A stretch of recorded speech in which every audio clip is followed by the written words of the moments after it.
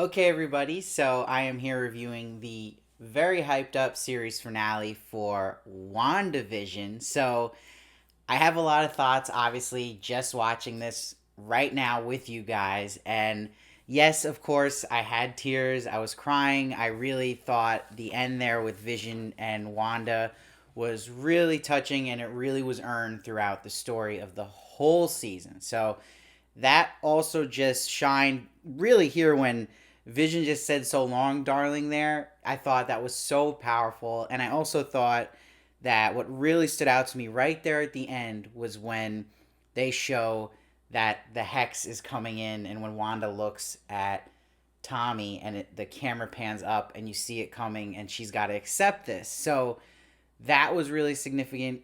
Also contributes to that post credit scene where Wanda's head is at. But I thought that was really strong, and that really makes me feel about the whole season how I did about this finale, where I feel like where the show's strengths were was in its writing about its themes, and that it had a clear vision, a clear structure, and no pun intended with vision, by the way, but it went from Wanda having to deal with her grief of losing vision, facing it, and then recovering, and then doing the right thing in the end. But where my issue lies with the finale, lies with the season, is that this isn't me being a person who's all pissed off because I read all the Reddit stuff, I watch a bunch of YouTube videos with theories, but it is a little disappointing that Agatha was the big twist at the end of the day of the whole season. And the problem with that is that it's a predictable twist. I didn't really care as much as it being predictable because I thought it would be a first twist of maybe a series of twists and that there was something bigger to come, but there really wasn't. So that was frustrating.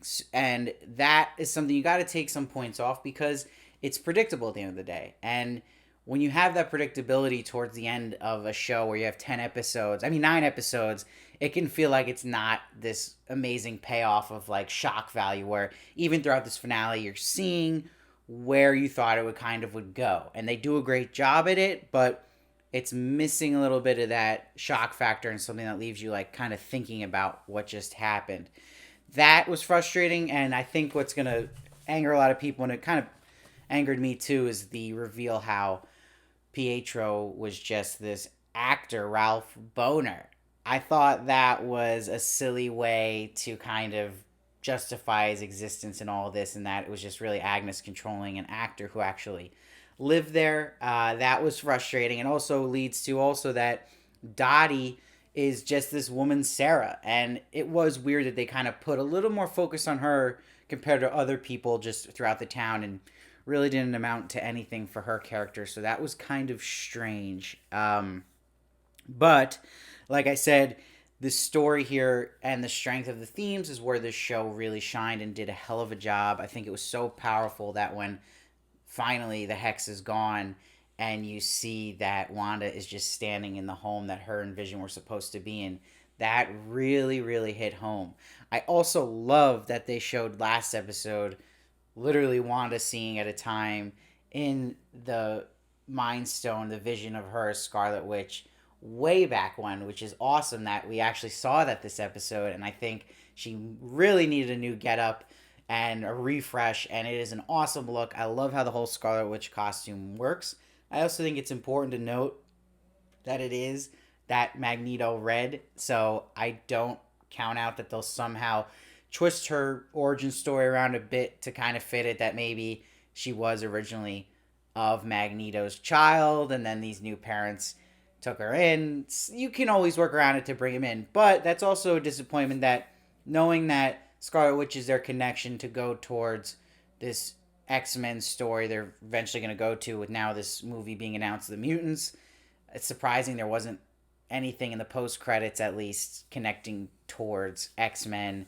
That was a little strange, but I think that it's interesting because I think a lot of people were surprised too that the kids were also not actually real. So that was interesting too. I don't know how I feel about that, but I think that it's going to be interesting where this goes now and what they do with Wanda in the MCU. She's clearly being set up now as really a main person in this whole canon. And if you look at the whole season, it is a great, real origin story for the next chapter of MCU, and really an origin to put Scarlet Witch in the center here and her significance, because really she was always kind of a side player in the Avengers, and now she's really coming to the front. And what I love about her character is that I'm going to compare it to Captain Marvel, because the problem I have with Captain Marvel as an example of a superhero I don't think the MCU did well is that she has no flaws, right? She's not someone you connect to. Why is Wanda so much more popular already just from the show than Captain Marvel ever was? Is because people can relate to the grief and trauma she has. They're making her an actual person you would meet in real life and not just a perfect robot like Captain Marvel. So that's where also, if we look at the mid-credit scene, again, we all know that Monica Rambeau is going to be in Captain Marvel 2. So that wasn't the most exciting thing. It's cool that Talos and Kree want her to come up there, but okay, sure. And Monica Rambeau wasn't really anything great in this finale either. It was kind of strange. Like, her whole point was just that one scene to protect the kids, and that was really it.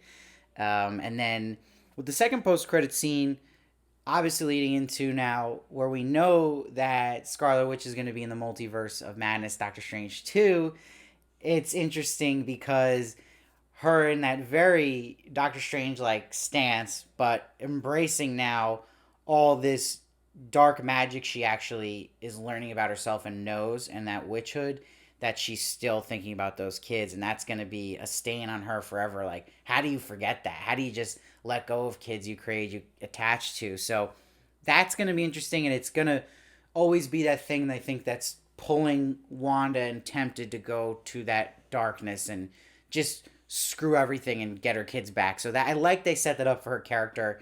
And like I said, I love the get up. But I love too about this finale is that they really leaned into the witch part of Scarlet Witch and her embracing her witchhood and that whole story with Agatha. And I love that whole sequence where Agatha kind of spins it on her and all the witches are pointing at Wanda. So that really worked well for me.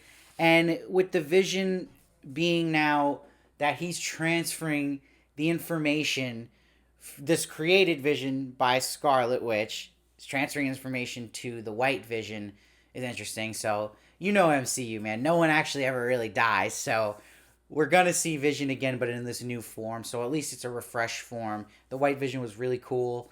I think it's going to be interesting where they go with that. But they didn't sacrifice, again, the theme of the show about grief and facing it and accepting it. And again, they put theme first, which I appreciate. They put character first, which I also appreciate.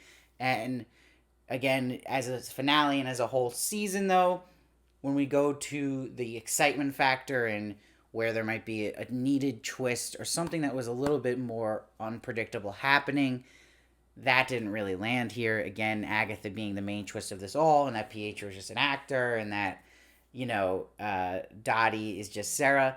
It's a problem I see in a lot of shows recently where I hope show creators can understand that audiences are really, really smart now, and that's because we watch so much damn TV, and we want more. We want more for our time, and there will be people that will defend it and like, well, that's your fault, and like, you know, it's silly. The cool thing twist is that there is no twist and that you just overthought it. I'm not asking for a crazy reveal like Mephisto or Magneto flying down. That would be awesome, but no, I'm just asking for, you need to have things though that shock people and throw people off, that make us feel like we're using our brain a little more. And I feel like that's where the show kind of missed the mark, where in the beginning you felt that it was setting up for something that was making you use your brain and try to figure everything out. And I think that's why everyone got so excited.